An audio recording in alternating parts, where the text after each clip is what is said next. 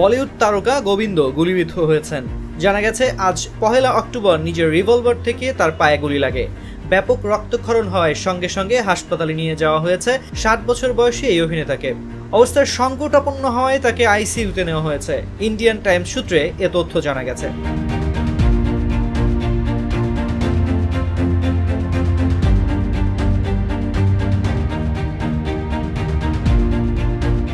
গোবিন্দর ম্যানেজার শশী সিং গণমাধ্যমকে বলেন, তিনি কলকাতায় একটি অনুষ্ঠানে যোগ দিতে যাচ্ছিলেন।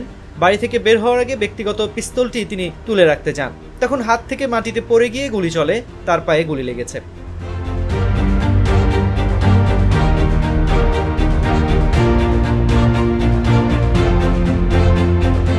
চিকিৎসকরা অস্ত্রোপচার করে গুলি বের করতে সক্ষম হয়েছেন।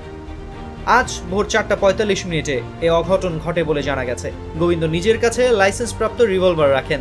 কলকাতায় রওনা দেওয়ার আগে দেখতে গিয়ে হাত থেকে পড়ে যায় সেটি। গুলি ছুটে এসে লাগে পায়ে। যন্ত্রণায় লুটিয়ে পড়েন গোবিন্দ। তবে তার পরিবারের পক্ষ থেকে এ বিষয়ে এখনো বিস্তারিত জানানো হয়নি।